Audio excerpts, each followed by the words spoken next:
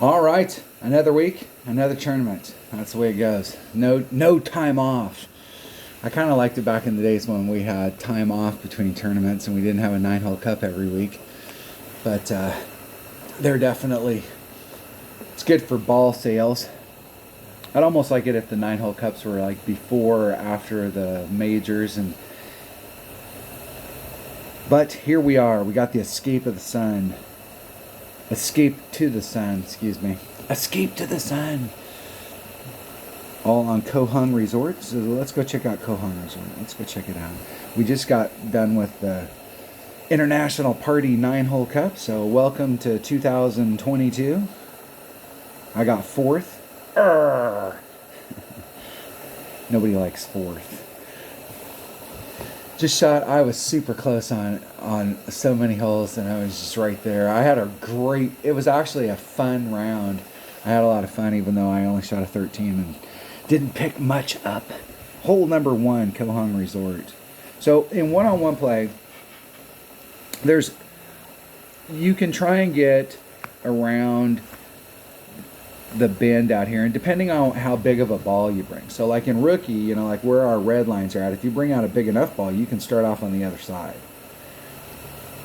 Especially if you're using your extra mile, or if you've got an APOC where it's got that little bit of extra distance. And this is one of those situations where I believe with the way our red line is, depending on which way the wind's blowing, like if we're getting any forward moving wind, and we want to try and bring out a big enough ball to get in front of this line so that we can go straight towards the cup, what will happen is, depending on where our red line's at, so let's just pick an arbitrary spot. So I'm really going to be focused on this spot right here. So I want to know, like, where can I get out in the clear? And so if my angle's like this, like what type of curl am I going to have to bring? So what I'm going to be focused on if I was taking this shot is I would take it as a blind curl shot, where I'm going to pick a spot right here. And so what I may do is I may come into this area right here, and I'm 3 rings off of this transitional surface out into the fairway, and then I'm going to take the wind out whatever direction it's in, and then take the shot with maximum curl. Because for my money, if you're doing a shot like this where you're trying to curl it in, it's one thing when you're taking a shot straight down a fairway, and you want to put a little bit of curl on it you had to kind of point towards this edge, and so you put a little bit of curl on it just to bring it back to the center of the fairway, and you're just using a little bit. But when you get into that halfway mark where like I'm doing a max OP shot, and I'm doing half curl or 3/4 curl, like what's half curl to you? What's 3/4 curl to the next guy or gal? So setting these types of shots up, for me, the repeatability of max curl, you set the shot up and you're 3 rings off of this transitional surface. You do max top spin, max right hand side spin, and picking a ball is going to be important, because if you start the week off and you're practicing with a Titan, and then you come out here and you're using a 3 side spin ball, it could affect it. Although when you're using max top spin, you're not going to be able to access all of your side spin. So this is one of those cases, if you were using max top spin, especially on a big hitting club like a extra mile 9, APOC 6, you may not be able to access even the 2 side spin. But stick with whatever ball you have so that you can set this up as a blind curl shot. So if you take this shot, let's say, and when we get out there, it'll dictate it. Let's say you're a couple rings, 3 rings out into this transitional surface, and you're on this. You do max curl, and you find yourself down low, then you need to go out another ring. If you find yourself up high, you need to go in another ring. And you work that spot so that when you come on this hole, you take that club, that ball, you put yourself that many rings off of this transitional surface, you take out the wind, max overpower, max curl, and take the shot. Now you can do this same exact shot and do a max overpower hook. And the benefit of a max overpower hook is that you're more apt to hit it perfect, because you're trying to dig down onto that. On this case, it'd be a right hand hook. So you're trying to dig down into that right hand area, and it's easier to catch an absolutely where you got all of it it's easier to catch it than it is to try and hit the perfect overpower shot if you're starting off here trying to go straight at it. But there are risks involved when you do the max overpower hook. And here's the risks. When you're dealing with the straight up shot, you have a really good handle of the wind. The wind's blowing headwind, and we know it's going to lay the ball down and that I could end up being short. But my trajectory, I can work that wind. My trajectory would be good as long as I can clear and make sure I hit the fairway on my first bounce. And any other wind, you can still work the deal. But when you're doing a max overpower hook shot, and let's say the wind's blowing this way. So when your shot goes off and starts off, it's getting side wind. And then as it makes the turn, now you're getting headwind, and the side wind's going to be pushing the ball back. And then the headwind's going to be laying it up. And you can find yourself, depending on which way the wind is blowing, where you get huge effects. Where if the wind is blowing anywhere positive, you need to be 3.5 rings out. But if the wind's blowing headwind, you need to be 4, or you need to be 2.5 or 2 3/4. So you'll have to work that out if you want to do the max overpower hook shot. But there is a max overpower hook shot, and I've ended up on the green quite a few times with it. The cool thing about it is that typically your fail areas are either down here low or in this sand. And from both those areas, if you hit it perfect, you got a serious chance of getting it in. So I don't mind necessarily being in the sand or the rough down here. You still got a great shot. Personally, I'd rather be in this sand than this sand to try and make it with my Spitfire. And the reason is that from over here, the green sits like this, and then it kind of drops down to where this sand is at. And it's the same thing over in this area. So it's all uphill here, and it's sloped up to this area, and then there's a mound where the green's at. So if you're down here in the sand, especially if you use a Spitfire where you can run your topspin like you do your rapier, you'll have a hard time doing it here. So what you'll need to do is you'll need to run like one backspin and get right up to the cup if you're down in this area. But if you're in this sand, you're so close that your first bounce is on the green, and you can run the topspin and you can play your rapier or your Spitfire exactly like you do your rapier. So really, it literally is, if you hit it perfect, it goes in the hole. So if I'm starting this shot out, and normally I have done the max overpower hook shot here, but I'm going to come out with my APOC and a bigger ball and see if I can drive the green by pushing my red line forward and see what the deal is. And try and go straight at it. So I'll have to work out a shot out in this area where I'm doing that blind curl, and that's what I'm going to work on. In one-on-one, you do see people hitting over here. And I personally don't like, from over here, you don't really want to try and bounce over the sand. You need to start off on the green side, and because of here's the green and here's the little hill right here, you can't really hit on that hill, so you need to start on the green. So if you're coming over here, a club with a little bit of backspin will help you out. But typically in one-on-one, I will just tap it out into this area and not try and really get around the corner. And then you guys just got a straight up shot. My goal is to get out here far enough that I can clear the sand so that I have a straight shot to the cup. But in the tournament, I'm going to start from here and try and go straight at it and get on in one. That's my goal. That's the goal. There's a lot of co-hung resort. I think there's 3 holes in this tournament that traditionally I have taken a max overpower hook shot on. And I'm going to have to go back and find some of my... I've switched it up on some of these holes, and I'm going to have to go back and find the ones on how I set those up, because there's at least one hole in this tournament that there's 2 different max overpower hook shots that you can do. These par 3s are all pretty straightforward, and I can't remember what any of the wind adjustments are. So we'll have to look them up, and it's going to really depend on what ball you bring, where you're at in your club, what clubs you got. But it seems like on this one, I think on most of these, for my game, and this doesn't necessarily apply to yours, but for my game on these, they're so downhill. I think on most of these par 3s, I'm doing like a 30% wind adjustment. And then I can kind of start there and see what the deal is. This one's a straight at it. Now, I think, depending on the balls and the club combo that you bring, I see some people where they're trying to do like from up here, and especially if you're playing this hole from the pro tees, you may have to hit from up here, depending on what ball you came onto it. But in rookie, we should be able to get down into this area. And I don't really want to have a bounce that has to go over a bunch of stuff. You may be off trajectory here and miss to the left or the right, and you be fine. But from here down to the second landing zone, if you were off trajectory up here, you're going to be way off trajectory down here.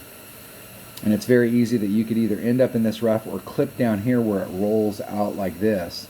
And I don't really want to mess with that. I want to start off as close to the cup as possible. And from here, it's not a big backspin shot. I mean, you can work it right to the cup. This par 3, I have had some success on this par 3, but this has not been one of my more shining examples, although there is one on this course that is. All right. There are several, like looking at what we want to do when we get to the cup. There are several ways that we can play this.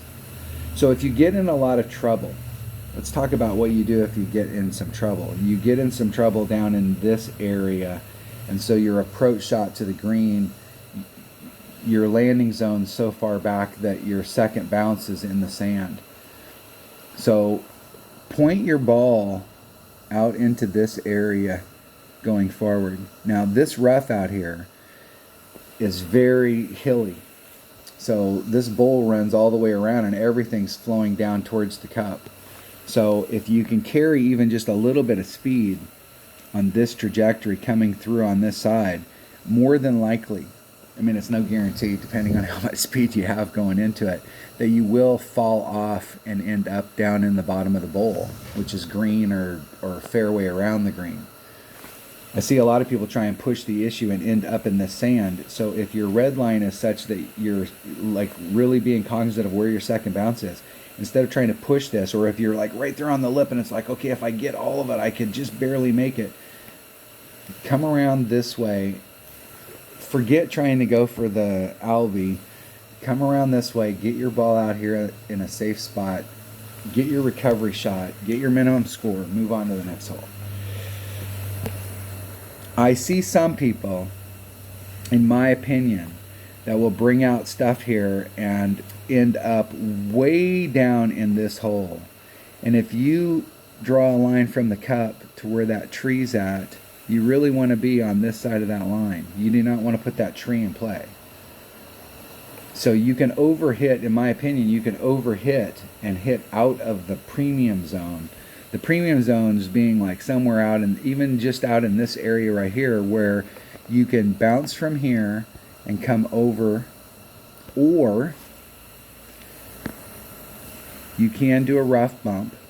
And this hill is so damn steep that you can actually do a rough bump from the fairway. So it comes from this area right here, so here's the sand, and then it comes over this little hill and it comes down, and then this area is so steep coming in that if you start a ball off down here low, it actually, when it hits, it skips along the course and then stays low. You're doing a rough bump in the fairway. And there's another hole here, one of the par 3s, that we're doing the same exact thing. Traditionally here, I will bounce off of this going at it. And this is definitely a hole that we can get an Albie on. And the cool thing about this zone right here is it is flat. And so if you can, normally I like to be 2 rings off of any transitional surface. So I would want to be 2 rings out from this to my bullseye. This is one of those areas where you can get a little bit closer to this front, because the course, when you hit, it's not going to, your ball's not going to get deflected. A lot of times when it gets to the edge here where the rough rolls in, it rolls down a little bit for the rough, and the rough is kind of like this. That's not the case here. So you can squeeze up into the front of the chute. We got a great chance of getting Albie here. This is a good look at Albie on this hole. And I do see people trying to get like over into this area, but you've got to get past that tree in order to have any shot over here. And in most cases, when I've seen people really try and do that, they've actually hurt themselves and not helped. They worked really hard and they got a shitty shot. This is the other hole right here. This hole is almost a must-get par 3. And I know in one-on-one play I have a lot of success here, and I play with a plus 10. But one of the tournaments I went, and I did watch some video on this particular hole. On that particular one, I did a plus 30, but I was using a low wind ball, and where I came in on the cup, I made the hole-in-one, and the wind was really low because I was using like a 5 wind ball. So I'm gonna work on this number, because this is a hole we need to get this number right, because this is a hole that we can get hole-in-one. And what's funny about this hole, it takes like 4.5 backspin. So you can take it with a long iron.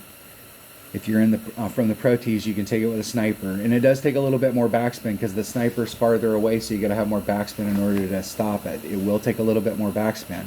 But starting it off on this side right here, applying that backspin, and you can move it up and down this hill, and you'll find the spot where you're basically once again doing a rough bump from the fairway, because it's going, here's the low, and it's coming up the hill, and then when it's coming down and then it's running out to the fairway, you're trying to find that spot right here so that when you hit it, you're getting that rough bump effect, and it's just then running off towards the cup.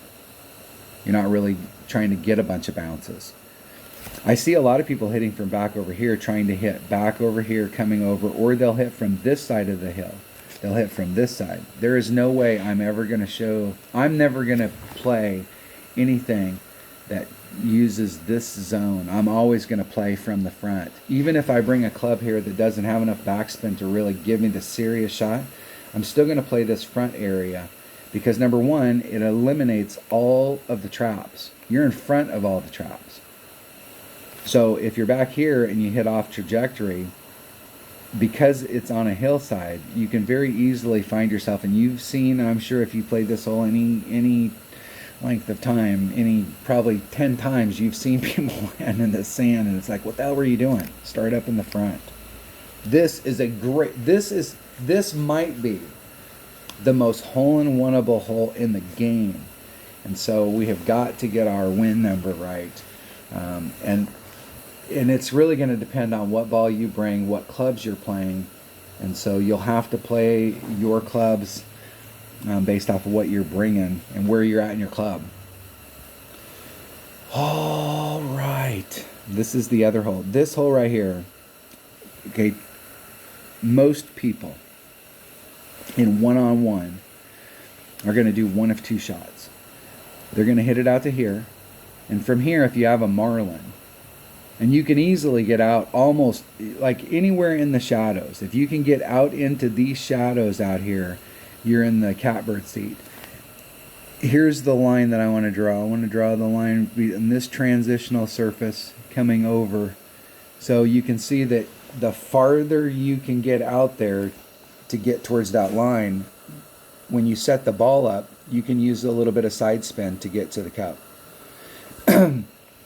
If you're back here too far, you may have to start using curl. So the closer you can get up there to the front, the more you can just take a straight up shot to the cup and not have to use curl. If you're using low powered stuff like a marlin, you almost always, getting out that far is hard, and then you only have one side spin.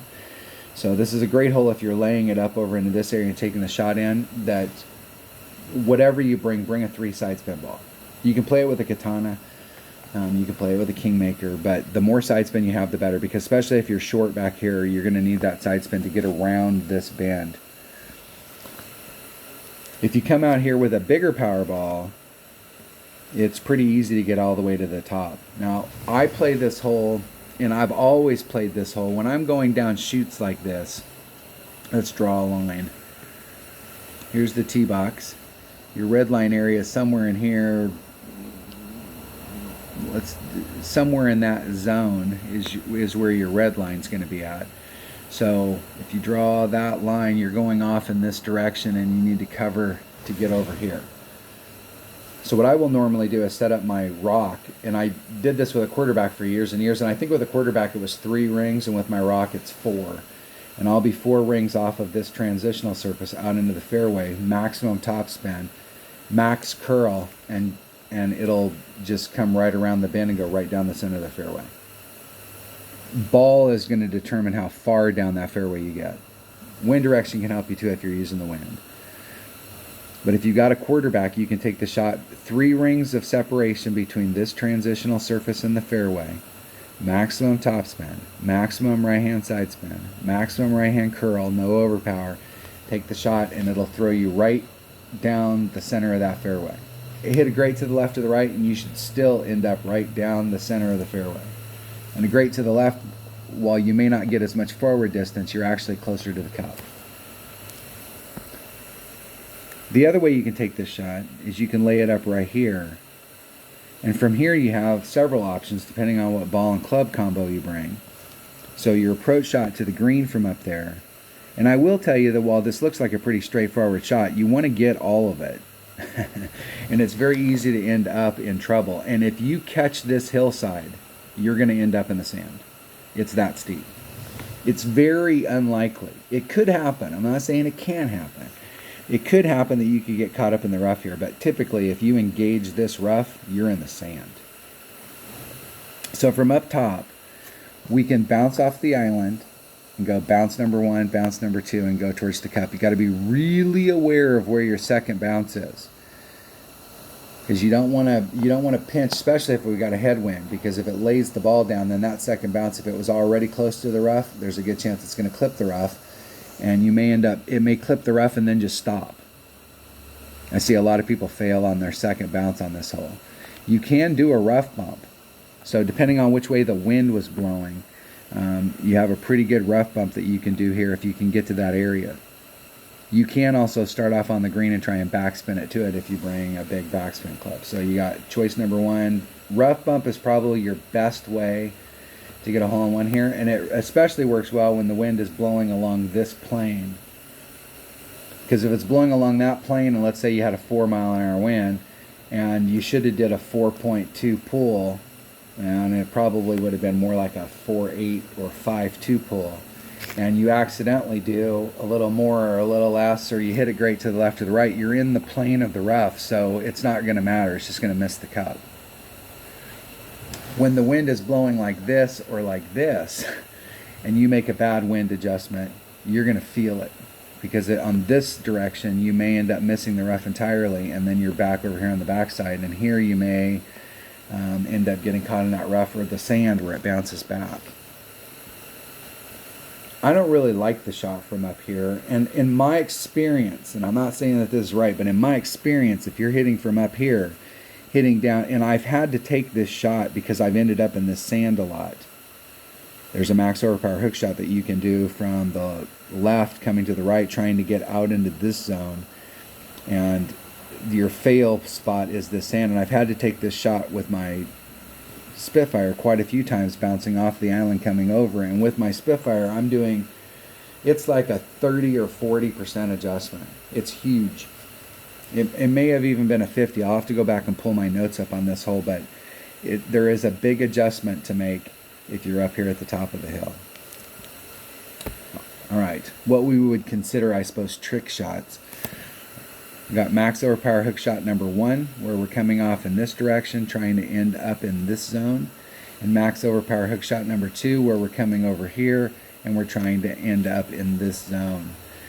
I've taken both of these. When this hole first came out, I've played this shot right here every time, the first 3 or 4 or 5 times that these holes were ever in tournaments. I never played this shot or hitting it out here in tournaments. In one-on-one, yes, and almost always this shot. But in tournaments, I've always played this max overpower hook. A couple tournaments ago, my teammates and I were working on taking this shot, and I liked this shot better.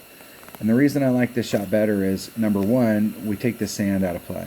So there's no impediments out here on the fairway. If we catch this fairway and can bridge the gap, our only impediment is making sure that we're on the right track so that we don't end up over here or over here. So we need to narrow that window up, but it's 1 bounce, 2 bounce, and then getting your run going through the mouth. And here we're tailing off by coming this direction. We're tailing off where we have the least amount of control over our ball in the direction that we want to go. So if we catch a good break, or if we catch one of those little glitches where it slides across the course, we're going deeper into the hole that we want to go into, getting closer to the cup.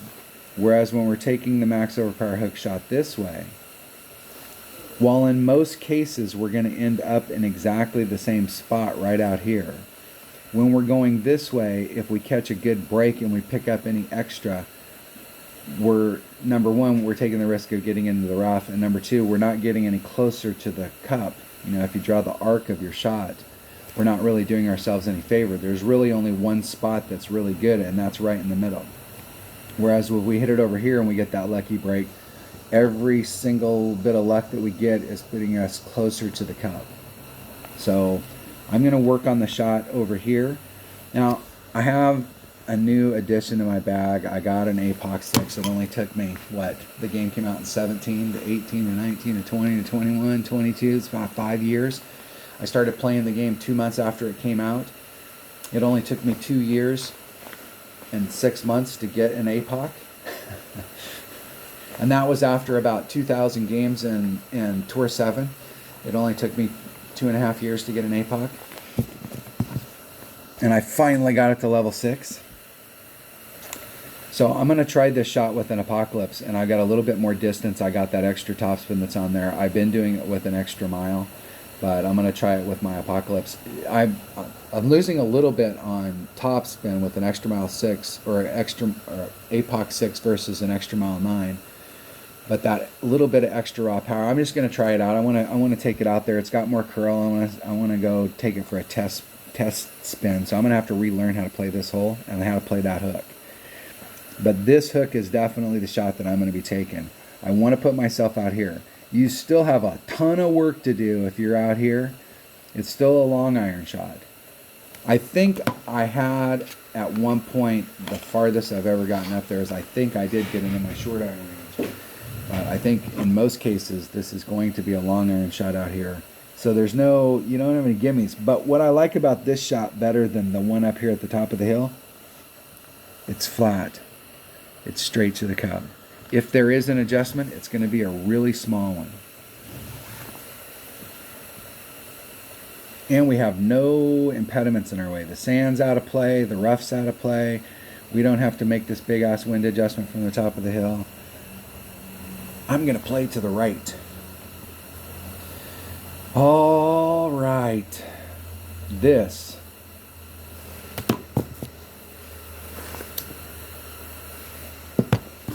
hole is a little deceiving. So we got the big par 5 here. This fairway. Now, maybe if you're playing from the back tees, the master tees, your goal might be to get up into here so that you can try and come at the green from this direction. But from rookie, if you're down here, it's already a wood. So if you're back here, even from up here with a wood, it's a long ways to get up into this chute. So I mean, if you want to hit over here, which is where all the spectators are standing, because nobody uses this green, if you want to hit over here, you need to bring a big freaking club. Because most people are going to try and get down into this fairway. And obviously the farther you can get down into this fairway, the better. But if you draw the line from the tee box, and let's go right down through the center of this fairway and try and get a center shot. So we're getting on this line. Our red line here, depending on ball that we're bringing, I think we're hitting the shot from this side and then bringing it over. So obviously something that you have that has lots of topspin. starting the shot off a little bit to the right and then maybe trying to bring your spin around to bring, but I think the way the course is laid out, it's kind of feeding stuff towards the bottom. It's a difficult, it can be difficult to get through here depending on what ball you bring. You're definitely going to be better off bringing a bigger ball, because a bigger ball is going to get you deeper down into the hole.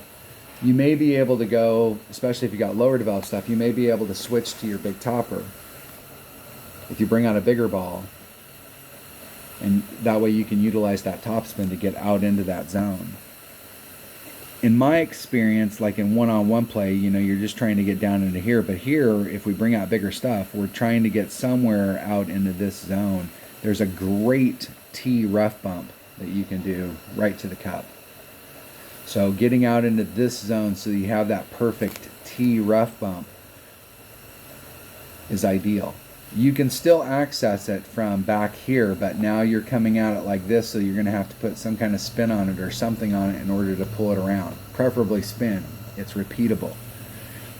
If you're back in this zone, you may be outside the range where you can do the rough bump, and you're going to have a club that's got a ton of topspin in order to do that rough bump, where you have to come around at it like this. You may have to bounce off of this and get over and then run it to the cup. If you end up in the rough or the sand down in this area, you can recover. And this is a shot that you have to practice. But you can do, and now in my experience, I use a Nirvana and a Spitfire.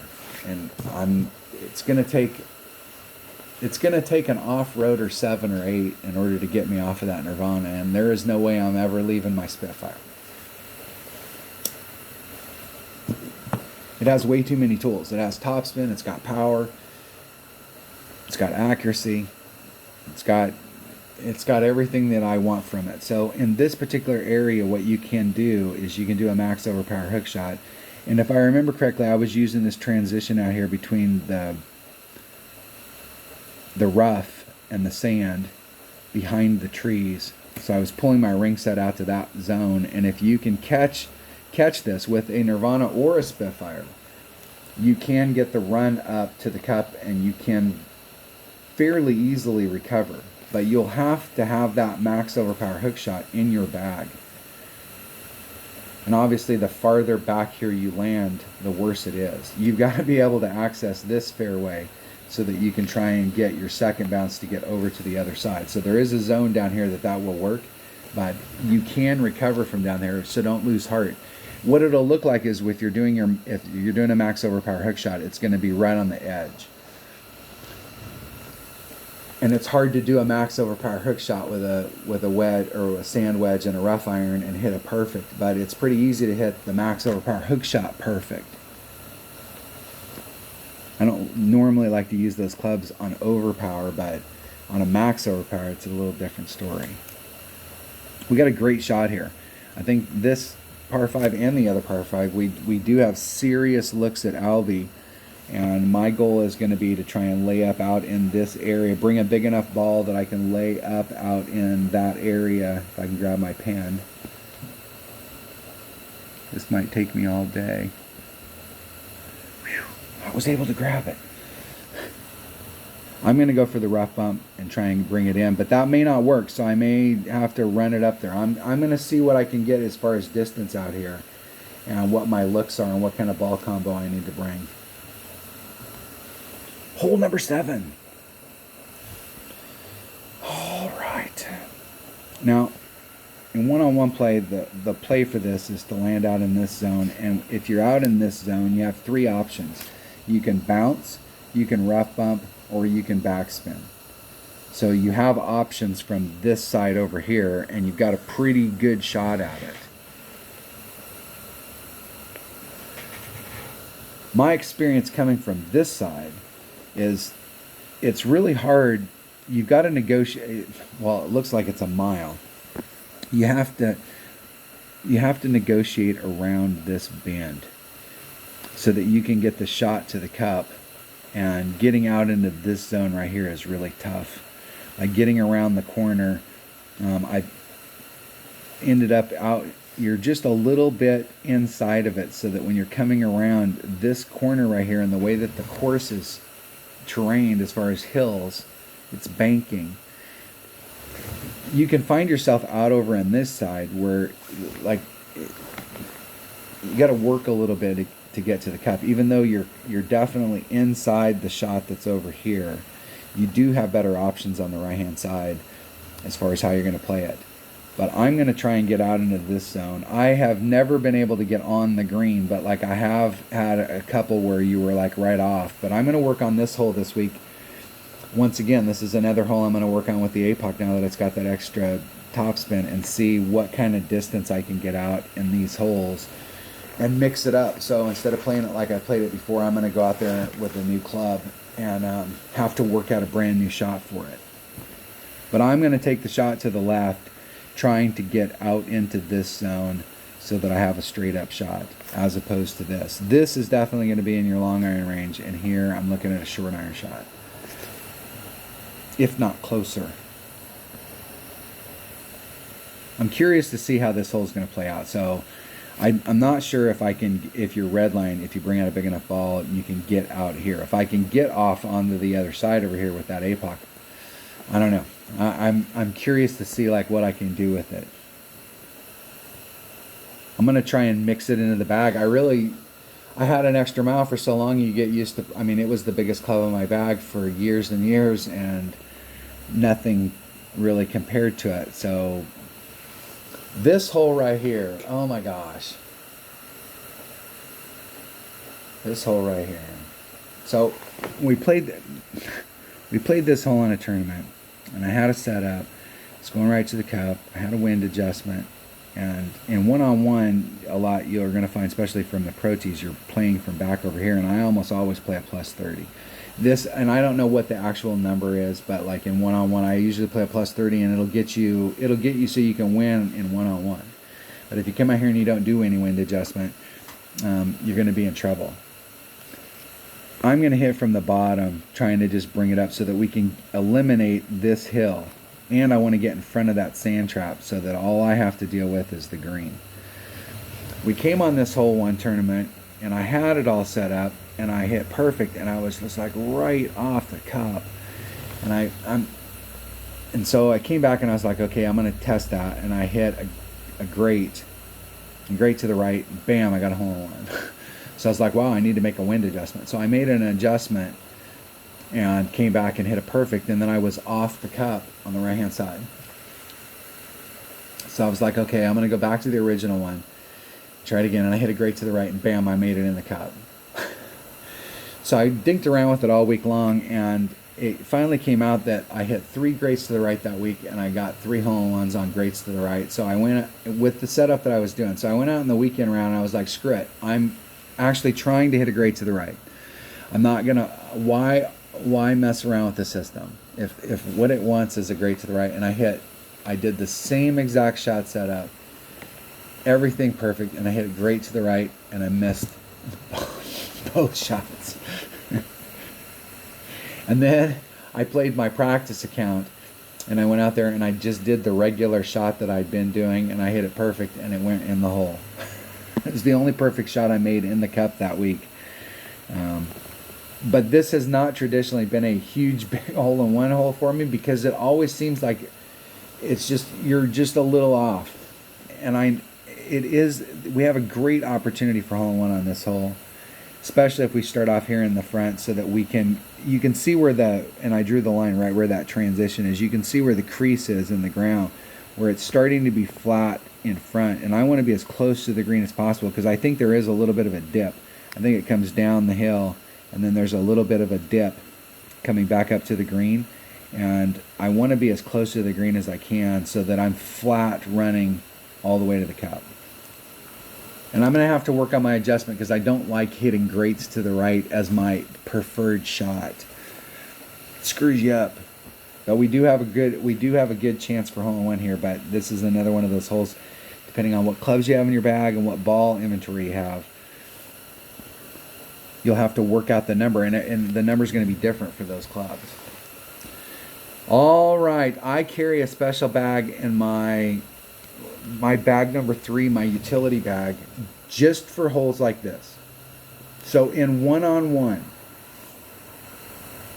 you can split this hole in half. Okay, if we go option to the right, we have an albie shot. So our goal is to land out here by this shadow. So if we can get our ball to land out here, we have a straight up sniper shot with a power 3 ball right to the cup. You got to run a little bit of top spin. If you can get out there by the shadow, you don't have to run a lot, but you're straight up to the cup. And there is a very slight adjustment to the cup, and I can't remember if it's -10 or +10, but there's a very slight adjustment to the cup. And I think I was leaving my ball guide just a little short of the cup, and it was like just rolling out, and it would roll a little bit farther. But you have a great albie shot from over here. A really nice albie shot. But you've got to bring,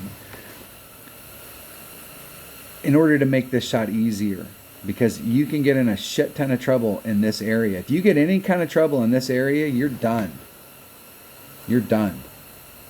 I mean, it is going to be very, very difficult to recover. Now, you can put yourself up here and give yourself a shot, but you have just messed yourself up. So in one-on-one, unless we want to bring out a big ball, we're typically not shooting for that area because of where our red lines are. Hey, baby. Come on, puppies. Let's go outside. Puppy dogs. Who let the dogs out? Who? Who? So in tournament play, I always play to the right because we have an albie shot. Trying to lay up here, going at it with a sniper and a kingmaker. I use a rock, and before I got my rock to level 9, I used a quarterback. And the quarterback had a little bit more topspin at that point. So my red line was a little bit farther back, but if you brought a 3-power ball, you brought a kingmaker. It was pretty easy to get up into this, no overpower, nice and easy. The rock has a little bit more raw distance, and so it works a little bit better for this shot. But I definitely want to take this with a 100% accurate shot. Bounce number 1, bounce number 2, running forward. It's very easy to get off trajectory down here, so you want to use a 100% accurate club. In one-on-one play, I never play to the right.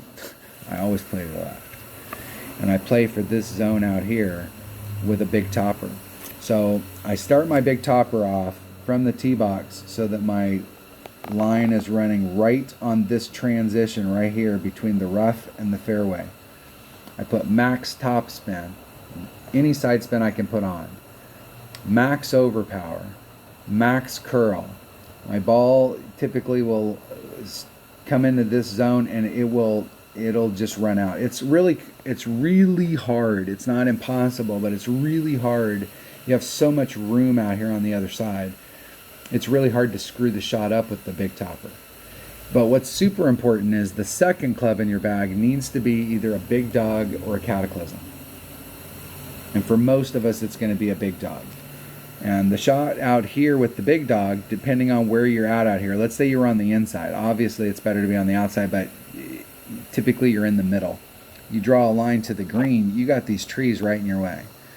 I'm not worried about those trees. I put my big dog dead center in the middle of this fairway. My ball guide's going out like this. Got bounce number 1. I'm probably on a shot like this going to have to use maybe 1 backspin. I don't normally like to walk myself around trees where I have to put a bunch of topspin. But in this case, I'm probably going to put on maybe like 1 backspin, maybe a half backspin, maybe a half a topspin. And I don't care where my ball guide's going. I'm going to use max curl and just wrap it around and bring it up here. And then it gives me a very easy shot at eagle. It's a totally blind. And then one-on-one play, I played this particular way. Every single time I play this in one-on-one, I play it this way. And you can play it with a marlin. But in tournaments, if you want to get an albie, you need to play it from the right. So over here, this is a birdie hole with an eagle opportunity. And the eagle's pretty easy to get, but it is a birdie hole with an eagle opportunity. From over here on the right, it's an albie hole. It's an eagle hole with an albie opportunity. And in tournaments, I want to get an albie. So in tournaments, we always want to play this hole from the right. Always, always. And we've got a great, all three of these par fives are, once again, your drive as a delivery system. If you can deliver your ball to this zone right here, you've got a killer opportunity for albie. And the other par fives are the same thing. You've got to deliver your ball, you've got to pinpoint it to a spot, and you've got a great opportunity for albie on all three of these par fives. I think one of the par threes is like, it's not a gimme. I mean, you're not just going out there and they go, okay, you got a hole-in-one, you got to take the shot, but you need to get a hole-in-one. We've got great opportunities on several of the par fours as well. So this is definitely going to be, you know, minus 12 is our minimum score, but we're going to need to pick up 3 per side. I mean, we want to start the conversation with minimum score, and we want to finish it with picking up 3 per side and put ourselves in the 30 range. And I'm not sure in the weekend round, like obviously anything you can pick up on 30 is going to help you, but I would be shooting for the 30 range, trying to figure out 3 of these holes that you can really get dialed in. And we have a lot of great opportunities on these holes, especially the ones that we're doing some of the max overpower hooks. If we can get those max overpower hooks worked out, we're putting ourselves in a great opportunity, especially hole number 1, where we can get on the green or right off of it. Give ourselves a great opportunity to pick up that eagle right at the beginning. So this is going to be a fun week. I like Koh Hung Resort. I like these holes because, like, from the very first time I've played them, I've been doing max overpower hook shots on them. So like, this is a fun course. I've had some tournaments where I've had success because I took all those risks, and I've had some tournaments on these holes where I got my ass beat because those risks just didn't quite pay off. So this is a cool course to be playing on. I will play a practice round. I may play a practice round later on this afternoon, and I will post it. I think I have some tokens. Let's see how many I got. Let's see how many holes I can play. I may have to buy one of the tees that give you extra practice tokens. Maybe I can play them. It might be good to play. In several of them, I'm going to need to play at least 3 times so that I can get the trajectory worked out. Let's see how many I got here. The practice token thing is always a weird deal, right? I got 8, so I'm going to need at least 6 more, so I'll buy one of the deals, and I will catch you this afternoon, and I will run a practice round. I'll have some numbers. We'll be able to work some numbers out, but now you have an idea of at least a base idea how to play these holes if you've never played them before. Thanks for watching. Have a great 2022, and I will see you later.